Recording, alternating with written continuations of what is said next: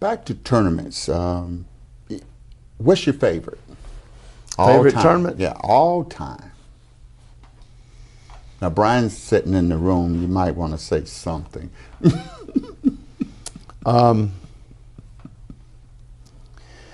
I can remember back when the Battle of Atlanta started and everything like that, when you walked into the place, you know, there was just electricity in the air. And Joe Corley brought in a lot of good fighters and everything like that, and that was a really good time. But favorite tournaments, I like the Tennessee tournaments. Okay. I just because those are Watto Rue people up there, and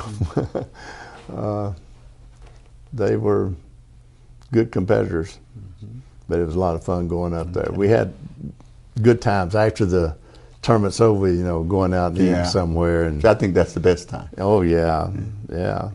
And we get together, and I used to, in those days back then, Magic, I could wait till Thursday night and say, we've got a tournament in Nashville Saturday, and there'd be 30 people ready to go. Because we had one flyer. Someone showed up with a flyer. There's no internet. There's none of that. Yeah. And like you said, have Gee Bag will travel.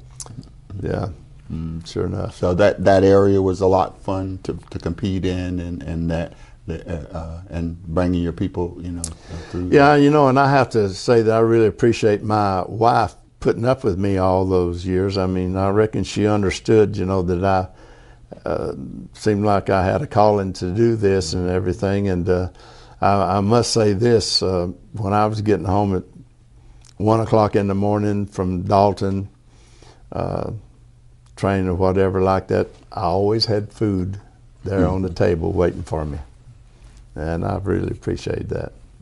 I think in some ways it's a ministry. You know, in some ways the gifts that are given, the teaching, it takes a full support team to make it work there. And again, I think those are lessons that we learn through the martial arts. Mr. Gecker, I don't think you realize us, again, we're in North Carolina, you in that part of Georgia, but you were teaching to us too.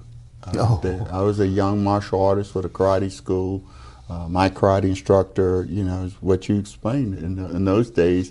In the earlier days, before I was coming through, he couldn't make a living of that, and we were very fortunate enough to be able to do that. But we were watching. We were watching the United Machine and the organization, and so I think sometimes people don't realize the lessons that are learned and their teaching and the standards.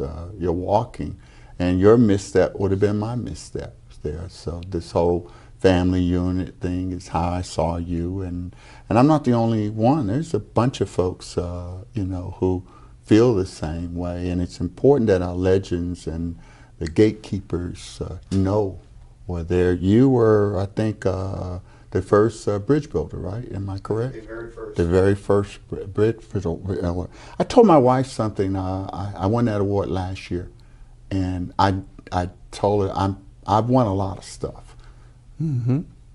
In my office, there's only one karate thing in my office, and it went on my wall. And my wife said, "That's strange." Now there's a room with karate stuff, right? But this is the only thing. And I think that you understand that, please, from this community, that the bridge from building it from, as you said, from instructor to student to contribution of the martial arts, you lived it. Your family had to live it. Their sacrifices, their economic sacrifices because of your love of your art there, and the board that put that bridge builder together, you were easy to understand what the criteria was. And remember, the first bridge builder is not from North Carolina or South Carolina. Can I yes, jump in, sir. Jump in.